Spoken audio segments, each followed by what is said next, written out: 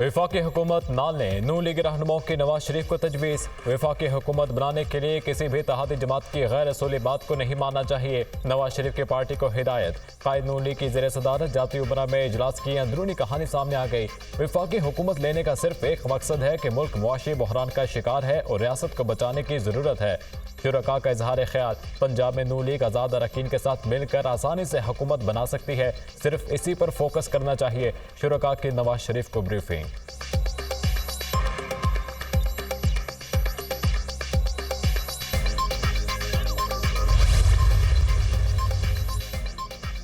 PTI का मरकज और पंजाब में अपोजिशन में बैठने का फैसला। पीटीआई रहनुमाओं की जमात इस्लामी के कायदीन से मुलाकात। तहरीक इंसाफ और जमात इस्लामी के इंतखाबी नताइज के खिलाफ मिलकर एहतजाज का फैसला।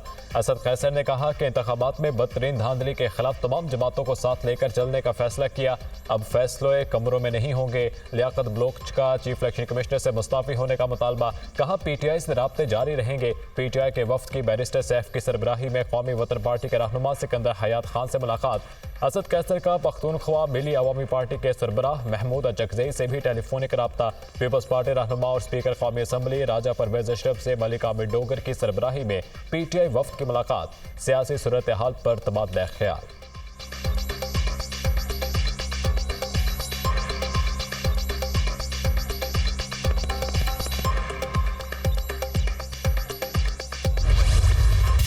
इंतखाबात में मुवैजना धांधली के खिलाफ एहतजाज। GDA का जाम शुरू, टोल प्लाजा पर एहतजाजी धरना।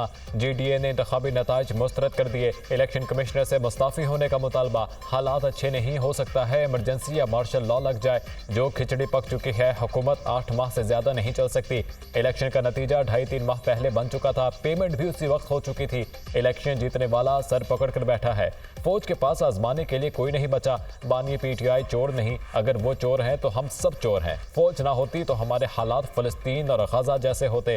फौज की वजह से इज्जत और सुकून से बैठे हैं। पीर पगारा का धरने से खिताब।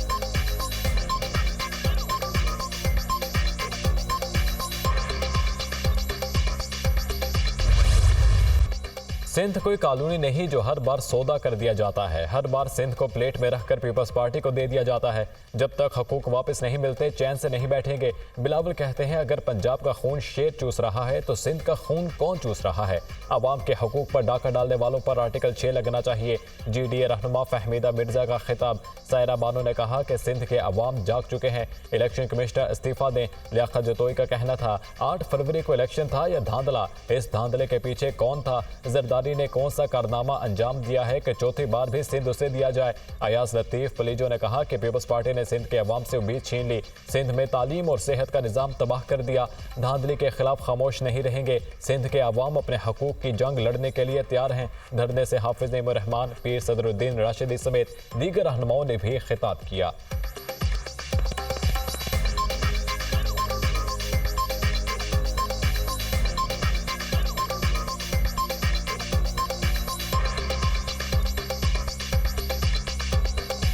सिंध को एक नजरअंदाज शुदा ऐसी रेलवे स्टेशन बना दिया है जिस पे अब गाड़ी नहीं रुकती फैसला साजी की। 3 सूबों में हुकूमतें तब्दील होती हैं, सिंध में हुकूमत तब्दील नहीं होती। सिंध के लोगों को पकड़ के अरेस्ट करके गुम कर दिया जाता है। सिंध की बच्चियां अगवा होती हैं। सिंध के सहाफियों को कत्ल किया जाता है। हम कोई मकबूजा इलाका नहीं है। इलेक्शन में धांधली महज फ्रॉड नहीं, जमहूरियत पर हमला है। रात के अंधेरे में मैंडेट चोरी किया गया। अवाम ने 8 फरवरी को तारीखी वोट दिया जिस पर खराज तहसीन पेश करते हैं। पीटीआई रहनुमा सलमान अकरम राजा की पार्टी उम्मीदवारों के साथ गैर मुल्की मीडिया को ब्रीफिंग। कहा एक बार फिर पाकिस्तान के अवाम की राय को रोंदा गया। अपने हल्के में 1 लाख वोटों से जीत रहा था लेकिन हरा दिया गया। पीटीआई रहनुमा रऊफ हसन ने कहा कि इंतखाबात में धांधली से मुताल्लिक़ तमाम डाटा मौजूद है। हमारे उम्मीदवारों को 177 में से 92 सीटों पर कामयाबी दी गई। 85 सीटों पर धांधली करके छीन ली गई। कई हल्कों में टर्नआउट कम था लेकिन वोट ज्यादा निकले। 46 सीटों पर इंतखाबी उज़रदारी की दरख्वास्तें दी हैं। उस्मान डार की वालिदा रिहाना डार का ख्वाजा आसिफ को दोबारा इलेक्शन लड़ने का चैलेंज। वोट मेरा नहीं, बानी पीटीआई का था। आरोस को उठा लिया गया, तशद्दुद किया गया। आला अदलिया की शुक्रगुजार हूँ, उन्होंने इंसाफ दिया। खुर्रम शेर जमान ने कहा कराची में MQM को तोहफे में सीटें दी गईं। शौकत बसरा, अयाज मीर और दीगर रहनुमाओं ने भी प्रेस कॉन्फ्रेंस में धांधली का तस्करा किया।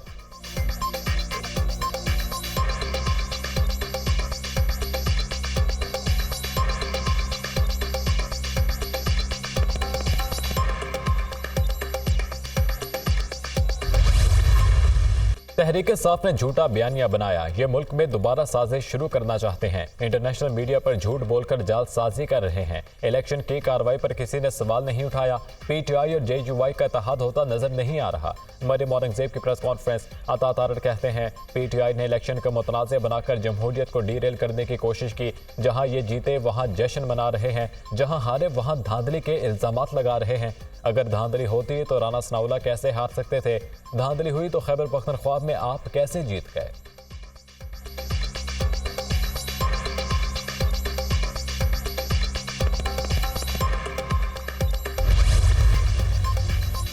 अदम एतमाद के वोट का सबसे ज्यादा फायदा फजलुर रहमान को मिला। पीडीएम हुकूमत में इन्हें 4 अहम वजारतें दी गईं। सारे मजे लूटने के बाद इन्हें ख्याल आया इनसे ज्यादती हुई। सियासत में अब मौलाना आ नहीं जा रहे हैं। जेयूआई और पीटीआई का मिला बड़ी सियासी तब्दीली है। देखना है जमीयत उलमा इस्लाम और पीटीआई के वर्कर्स अब क्या करेंगे। फैसल करीम कुंडी की तनकीद।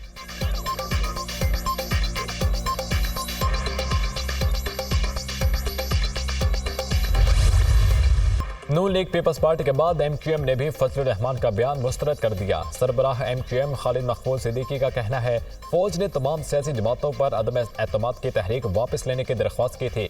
खतरे को दावत दी जा रही है। अगर जमहूरियत को नुकसान हुआ तो जिम्मेदार कौन होगा?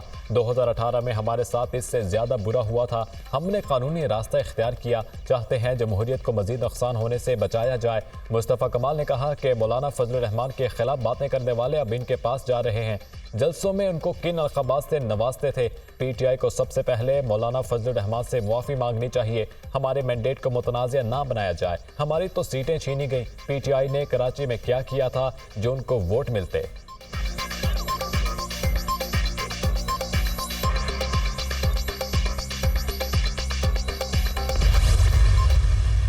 हमने फजलुर रहमान साहब के साथ कोई इत्तेहाद नहीं किया है। पीएमएलएन से या पीडीएम से अपने रास्ते जुदा किए हैं और अपोजिशन में बैठने को तरजीह दी है। पीपल पार्टी की ख्वाहिश थी कि वो हमारे साथ इश्तिराक में हुकूमत बनाए और अगर हम हुकूमत के बुके होते या इक़्तिदार हमें चाहिए था तो हम अभी भी बना सकते थे। खान का काज ये चंद सालों की हुकूमत नहीं है। फजलुर रहमान के साथ कोई इत्तेहाद नहीं किया। सरबराह जेयूआई अपोजिशन में जाने को तरजीह दे रहे हैं। हालात हम दोनों को इकट्ठा बैठने पर मजबूर कर रहे हैं। पीपल्स पार्टी ने कोशिश की हमारे साथ मिलकर हुकूमत बनाए। बानी पीटीआई कह चुके जिन्होंने मैंडेट चोरी किया उनसे बात नहीं होगी। पीटीआई रहनुमा शेर अफजल मरवत की गुफ्तगू। कौम ने हमें मुंतखब किया, अवाम के मैंडेट पर डाका डाला गया, फिर पीटीएम बनाने की कोशिश हो रही है। इनको पता है ये इलेक्शन हार चुके हैं। फॉर्म 45 पर पोलिंग एजेंट्स के दस्तखत भी मौजूद हैं। शुएब शाहीन की मीडिया टॉक।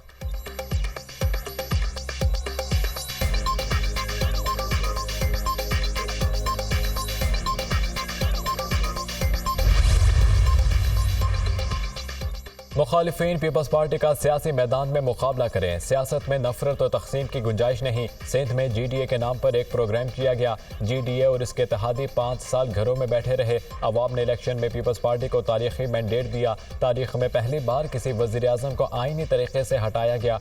रहनुमा पीपल्स पार्टी शर्जील मेमन की प्रेस कॉन्फ्रेंस।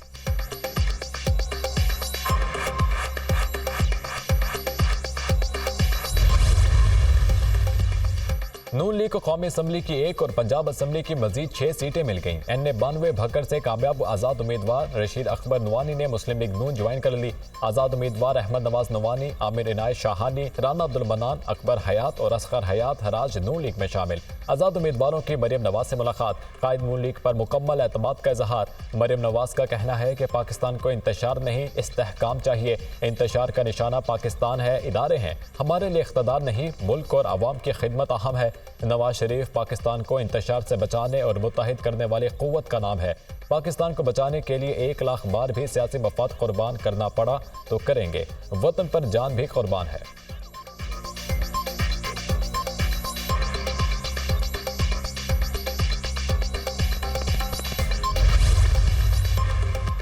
इलेक्शन कमीशन ने मजीद 103 कौमी असम्बली के उम्मीदवारों की कामयाबी के नोटिफिकेशन जारी कर दिए। NA 265 से जेयूआई के सरबराह मौलाना फजलुर रहमान कामयाब करार। बलूचिस्तान के 5 हलकों के कामयाब उम्मीदवारों के नोटिफिकेशन भी जारी। NA 220 से मोहम्मद उस्मान मादीनी, NA 261 से मौलाना अब्दुल गफूर हैदरी, NA 262 से आदिल खान बाज़ाई और NA 264 से PPP के जमाल खान रईसानी कामयाब करार।